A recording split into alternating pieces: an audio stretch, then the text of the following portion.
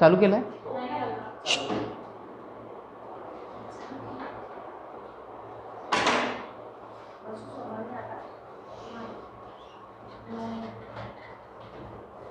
आता बा या प्रॉब्लेममध्ये असं होतं,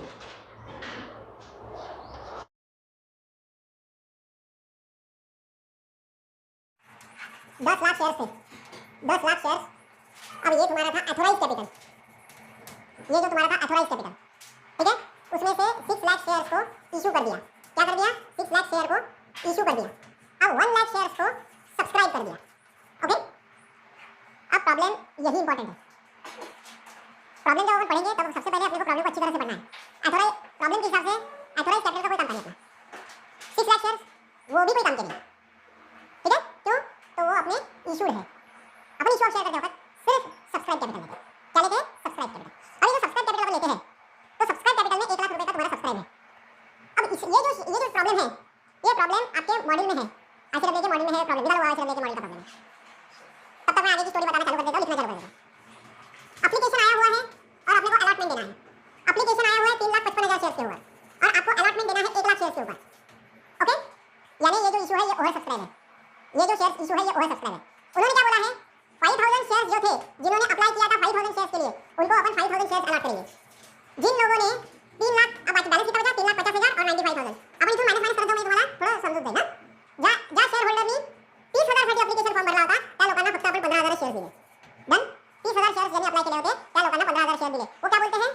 जिन लोगों ये जो कैटेगरी 2 में है, apply 2 share 1 share get, apply 2 share 1 share get, तो 30,000 डिवाइडेड बाय 2, क्लियर. यानी उसको 15,000 मिले. अब बैलेंस कितना बचा? बैलेंस बचा अपना 3,20,000 और ये हो गया तुम्हारा 80,000. यही तुम्हारी आखिरी की कैटेगरी है. ओके. कैटेगरी 3 उनका कहना ऐसा है कि जिन लोगों ने 3,20,000 शेयर्स के लिए एप्लीकेशन फॉर्म भरा था उन लोगों को सिर्फ 80,000 शेयर्स दिए. पर ऐसा डायरेक्ट बोला नहीं है. 3 lakh share holder, 3,20,000 share holder जो है वो applied for 4 shares, get only 1 share. तो 3,20,000 डिवाइडेड बाय 4 तो 80,000 है. ठीक है, क्लियर. अब देखिए आपके पास एप्लीकेशन मनी जो था 3,55,000 शेयर्स के ऊपर. आता बा आपल्याजवळ लेबर अवर्स आहे 18,600. आता इथे 2 कन्फ्युजन दिलं आहे बरं.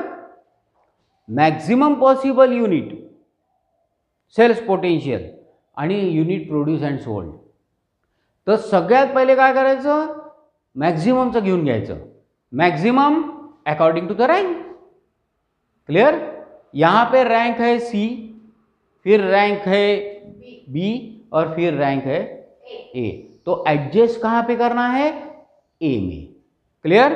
तो ये ए, सॉरी ये सी बी ए हो गया, क्लियर. मैक्सिमम पॉसिबल यूनिट देखो, सी के कितने हैं? 1500. बी के कितने हैं? 5,000. ए के छोड़ दो, क्लियर. अब मैंने बोला सी को पर आवर लगता है 2, पर आवर लगता है 2. रुपये नहीं गिन रहा हूं, ये ध्यान में रखो. रुपयाचा इथे प्रश्न नाही, आपण अवर्स काढतो आहे. Be careful. ओके. 2 गेले म्हणजे हे झाले तुमचे 3,000. 3,000 अवर्स गेले. याचं पर आवर किती आहे? थोडं ॲडजस्ट करून घेतो याला. 5,000 इंटू 3 म्हणजे हे झाले 15,000 गेले. ओके. ओके. आता आपल्याजवळ किती अवर्स उरले? 8,000, 18,600 मधनं 15 आणि 3 18 गेले, तर हे उरले 600. आता 600 अवर्स आपल्याजवळ आहे. 1 युनिट प्रोड्यूस करायला 4 आवर लागतात. 1 युनिट प्रोड्यूस करायला 4 आवर लागतात. तर 600 अवर्समध्ये किती युनिट बनतील? तर मी मल्टिप्लाय बाय 4 केलं म्हणजे काय येईल? 600 डिवायडेड बाय 4, तर 150 युनिट बनतील. 150 ना?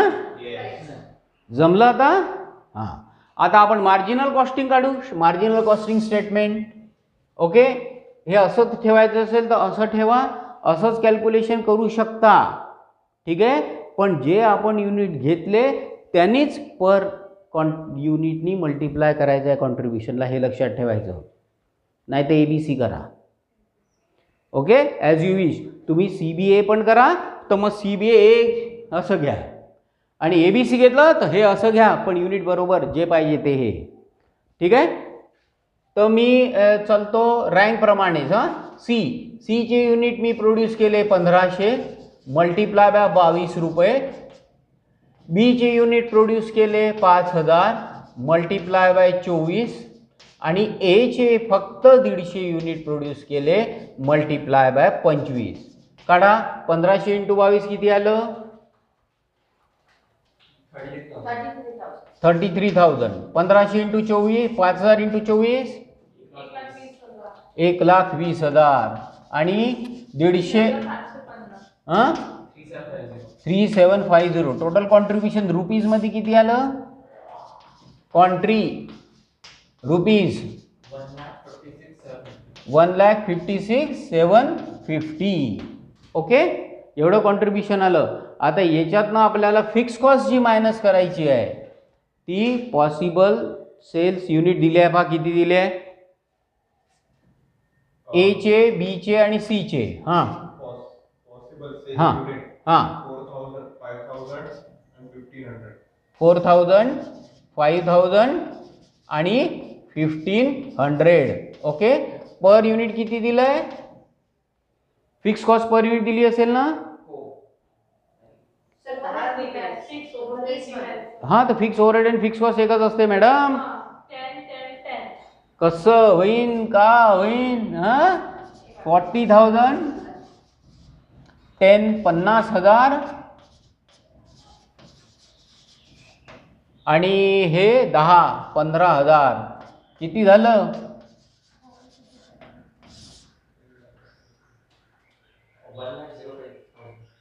प्रॉफिट किती आला पहा, मायनस करा ते. 50 आणि 40 90 90 मधनं 1,05,000 गेले. 51,750 हा तुमचा प्रॉफिट आहे according to the marginal. Okay, आता परत एकदा रिपीट करतो, लक्ष द्या रे बाबा. अपन काय केलं? कंट्रीब्यूशन अपन की फैक्टर के हिसाब से कैलकुलेशन कर दिया. मार्जिनल स्टेटमेंट बनाया रुपीज में, लगे तो ऊपर में लिख दो मार्जिनल स्टेटमेंट इन रुपीज, यानी तो आपको ध्यान में रहेगा. मटेरियल यहाँ पे KG multiply by per KG क्यों लिखा है? क्योंकि मटेरियल केजी में भी दिया है और पर यूनिट में भी दिया हुआ है. ठीक है, इस वजह से अपन ने कैलकुलेशन किया. लेबर आवर में भी दिया है, पर आवर में भी दिया है, कैलकुलेशन किया, ओवरहेड तो ऐसे ही दिया हुआ है. ये सेल्स में से माइनस कर दिया तो कंट्रीब्यूशन पर यूनिट आ गया. अब अपने को labour hours is limited factor है, तो कंट्रीब्यूशन अपॉन आवर्स ये अपना की फैक्टर वाला फंडा है. ये अपन ने कैलकुलेशन कर दिया, रैंकिंग कर दिया. अब अपने पास लेबर आवर्स अवेलेबल है सिर्फ 18,600.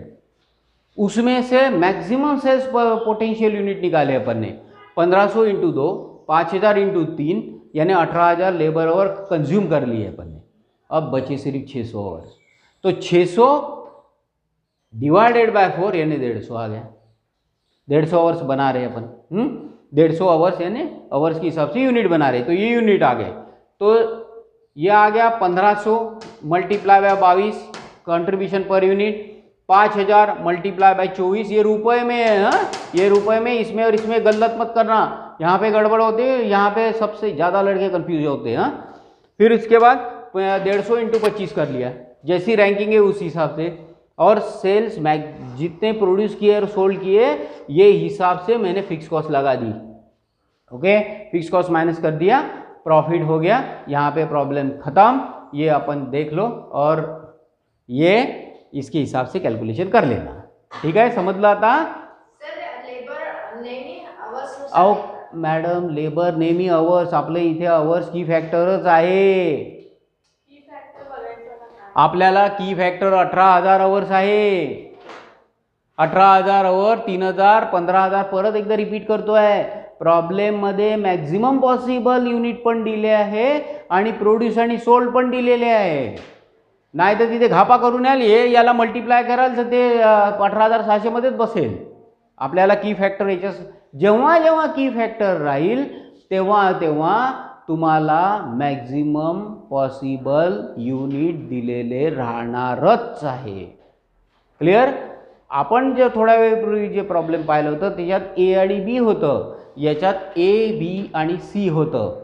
आता याचं कॉन्ट्रीब्युशन की फॅक्टरनुसार रँकिंग केलं, हेच महत्त्वाचं आहे. हे आणि हे महत्त्वाचं आहे. आणि इथे कॅल्क्युलेशन करताना इथे कॉन्ट्रीब्युशन की फॅक्टर CPU घ्यायचं आहे आपल्याला. CPU हे जास्त महत्त्वाचं आहे. ओके, हे लिहून घ्या अँड दॅट्स ऑल. आजच्यासाठी इनफ आहे. ओके, आजच्यासाठी इनफ.